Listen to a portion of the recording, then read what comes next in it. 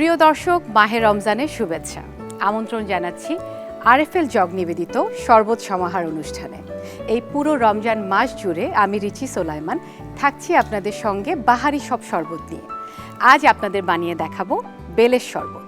বেলের শরবত তৈরি করতে আমাদের যা যা লাগছে: পাকা বেল, মধু, বরফ কুচি আর সামান্য একটু পানি। আমি প্রথমেই পাকা বেল ব্লেন্ডারে দিয়ে দিলাম। আমি সামান্য একটু পানি মিশিয়ে নিলাম,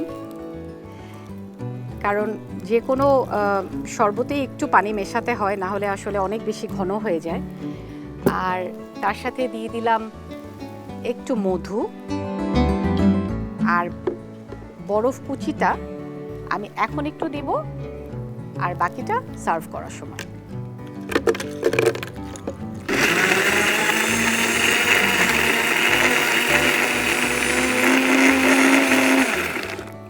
আমার কাছে মনে হয়েছে যে আমাদের শরবতে আরও একটু পানি অ্যাড করতে হবে।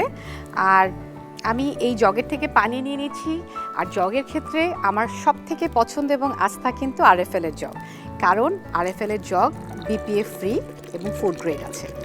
আমি এখানে আরেকটু পানি মিশিয়ে নিলাম, কারণ একটু লিকুইডিটিটা বেশি থাকলে এটা আমাদের আমি মনে করি যে একটু হেলদি হয় বেশি। আমরা সবাই জানি যে বেল রক্তচাপ নিয়ন্ত্রণ করতে সাহায্য করে, কোষ্ঠকাঠিন্য দূর করে এবং পেট অনেক ঠান্ডা রাখে। তাই রোজার মাসে বেলের শরবতটা আমি কিন্তু ভীষণভাবে প্রেফার করি, পছন্দ করি, প্রতিদিন ইফতারির রেসিপিতে রাখার জন্য ট্রাই করি। আমাদের শরবত হয়ে গেছে। এখন আমি এই শরবতটাকে আমার পছন্দের আরএফএলের জগে ঢেলে ফেলব।